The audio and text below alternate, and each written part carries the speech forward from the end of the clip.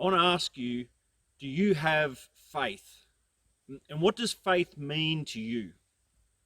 You know, if you went around all the people that live in your area and you asked them if they had faith, you'd be surprised that a fair few would say that they do. But who do they have faith in? And what does their faith mean to them? Or have you ever thought what faith means to God? You know, why does he say that he considers faith more valuable than gold? And that without faith, we can't even know him or approach him? Faith's really important. So today I want us to consider together 3 foundational questions. You know, we want to ask, what is faith? What is true faith? And secondly, why is God so keen for us to have faith? Why does God want us to trust in him so much? And thirdly, how are we going to get some of this faith? You know, faith is really important to God, and he wants us to have faith. In fact, he loves faith. And so in Hebrews 11, God himself defines faith for us. And I'm pretty sure that it's the only word in the whole Bible that God goes to the trouble of defining for us. So he wants us to be really clear. He wants us to hear his thoughts on it. And then in the rest of the chapter, chapter 11, he shows us ordinary people, guys just like me and you, whose lives were transformed because they had faith. They were set free from things that held them back, set free from their fears, from their selfishness, and they were enabled to do all kinds of amazing and radical things that changed not only their lives but the people around them. And it says that they did all this by having faith in God. See, that was the trigger that unlocked God's power in their lives. So what is faith? Well, here's God's definition. Faith is being sure of what we hope for. So when it says being sure, it means, it's the Greek word for substance, for reality.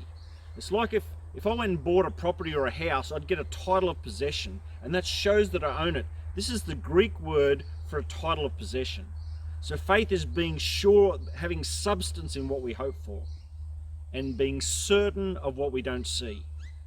Being convinced of the reality of God. It's the Greek word for evidence.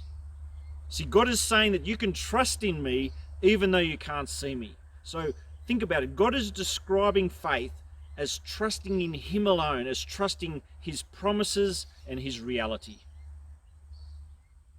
And so it isn't wishful thinking. Faith isn't a blind leap of faith. It is definitely not the power of positive thinking. Faith is the confident trust and dependence in the God of the Bible, because he is eternal, he is all-powerful, he is infinitely wise, and he is absolutely trustworthy. It is trust in our God whose promises have always come true. It is trust that he will never leave or forsake us. It is trust in our God who we can know because he's revealed himself to us. He's revealed himself to us in Jesus and in his word. You know, Corrie ten Boom, the lady who spent years in a German concentration camp, and sadly she saw her own father and sister killed. This is how she defined faith. She said, never be afraid to trust your unknown future to your known God. See, that's the key to faith. It's in knowing God, because our faith is in him. That's what makes it rock solid. When we think about faith, we need to think about the object of our faith, who our faith is in. See, real faith is based on real truth. And our faith is real because it's based on God, who he is, his character. And so to have faith, we must realize how great and powerful he is, and how he has always been faithful, and how he is full of love and compassion. That's how he thinks about us. See, here's the truth. Faith comes when God reveals himself to us, and then we just respond by trusting him.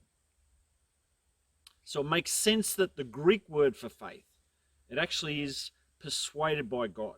That's what it means, persuaded by God. See, God initiates faith in us. So here's my definition. Here's a way of getting the sequence of faith.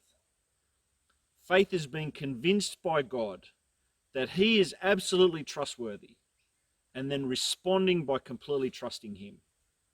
See, God has revealed himself. He has done everything to prove that he's worthy of our faith.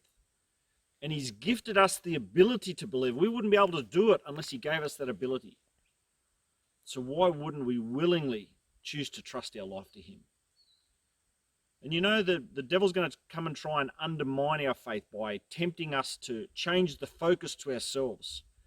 I want to tell you, our faith will always be weak if we're trying to generate it ourselves. The truth is, the source of our faith is God. He reveals himself to us. And the basis of our faith is that God is always faithful. And the reason we have faith is so that we can know and please God. So what is faith? Faith is being convinced by God that he is absolutely trustworthy, and then responding by completely trusting him.